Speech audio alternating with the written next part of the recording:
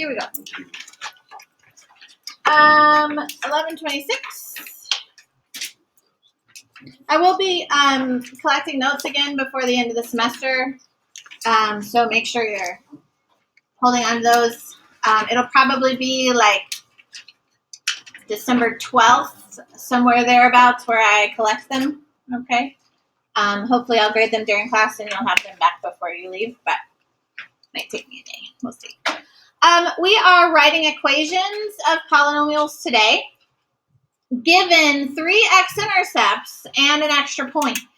We've done this before. We did it with parabolas, and what will be given is they're going to give me an x-intercept, like x equals -3 and maybe x equals 2. That's where the graph crosses the x-axis. And when we're given those x-intercepts, it's really easy for us to convert them back to bubbles. So if I have the x-intercept x equals -3, what bubble did it come from? X plus 3. Yeah, all we have to do is slide that number back on the same side. So if I want to move it, I have to add 3. So we get x plus 3. And if I have this 0 at x equals 2, what bubble did it come from? X minus 2. Yeah, so all we have to do is move them over. So do the opposite operation. Once you have the bubbles, then we're going to turn it into an equation. If I have an x and a y axis, then my equation needs an x and a y. And it's the A that our job is today to solve for. All right, so we've done this before, and we're basically doing the exact same thing today. So the job we have to do is solve for A. That's, quote unquote, the hard part.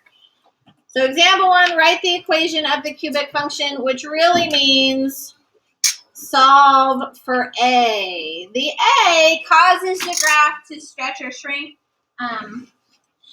or flip or rotate or stuff like that. So you can do a simple graph here, a simple sketch. We're passing through -3 and +2 and 5. Those are your x-intercepts. And then we have this extra point down here, which is 0, -15. So just plot your points and draw a quick sketch. It doesn't have to be the most beautiful graph. It's a real simple one.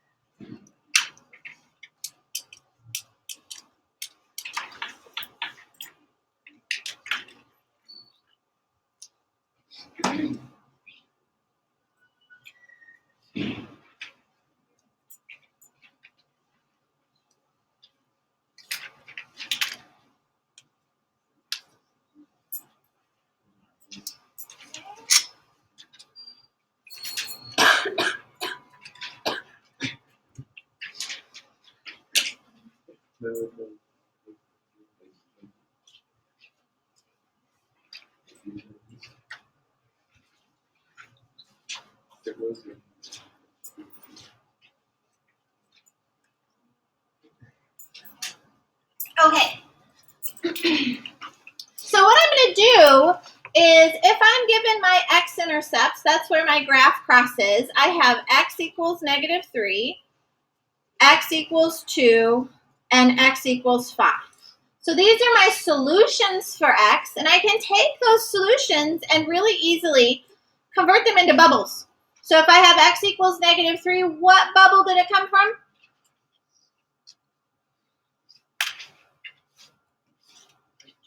X plus 3, sure. We get that by adding a 3 to the other side. If I have the 0, x equals 2, what bubble did it come from? X minus 2. And if I have x equals 5, what bubble did it come from?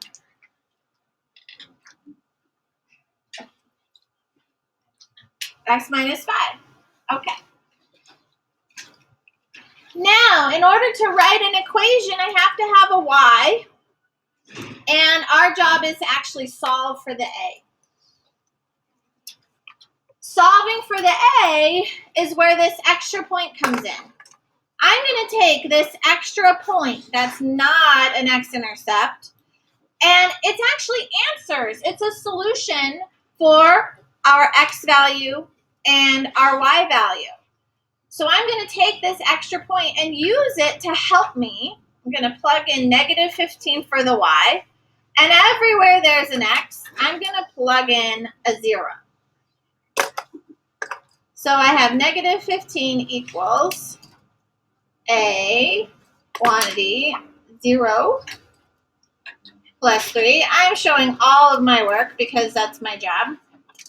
0 minus 2 and 0 minus the 5. So plugging all those in, and then all it is just cleaning things up a little bit.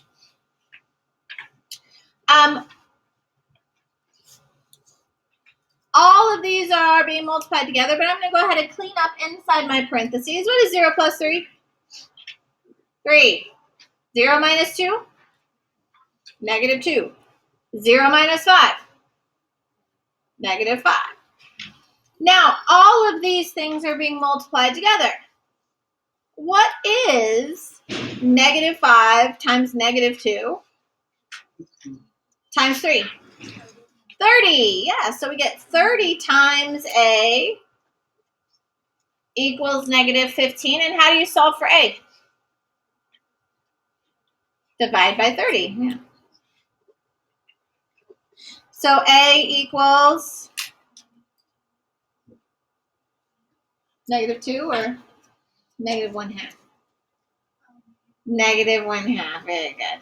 Now, is this an equation representing this polynomial that we've got drawn here? No. What do we have to do with this A value? Ooh. Go back and plug it right back in. So we have y equals negative 1/2 x plus 3 times x minus 2 times x minus 5. When we write equations of stuff that we graph, it has to have an x and a y. That represents our x and our y axis. So don't fill those things in. We need the x and y. If you have a graphing calculator, then you could type that equation into your graphing calculator and graph it and see that it does cross at negative 3 and positive 2 and positive 5. It's also going to pass through that ordered pair 0, negative 15, but that's not in the picture there. All right. So some of your pictures you're given a graph, and some of them you're not. So this time they're just giving us ordered pairs.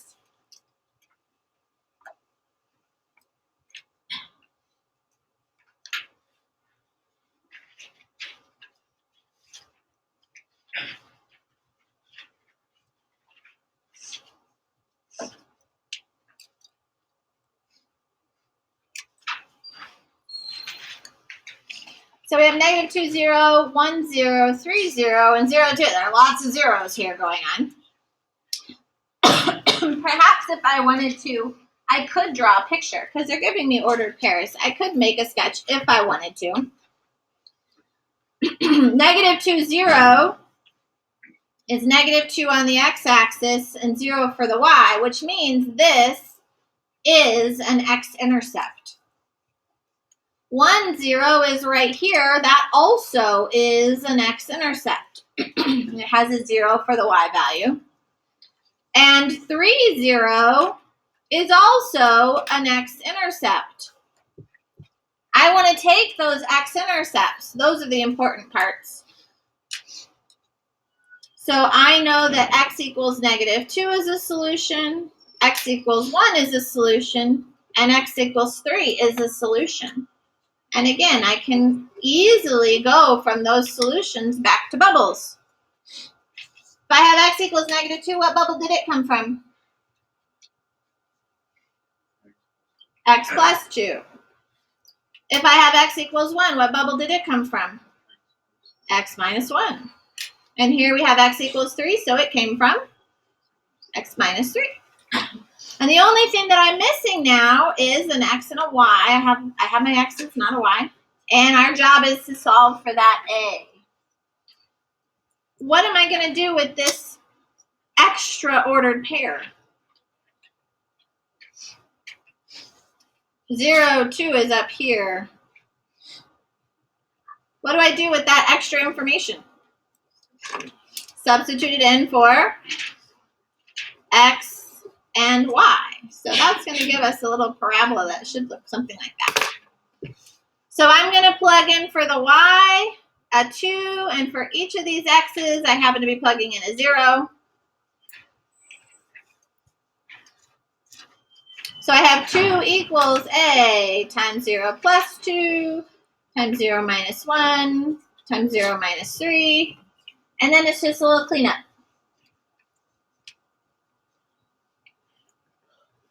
What is 0 plus 2? 2. 0 minus 1. Negative 1. 0 minus 3.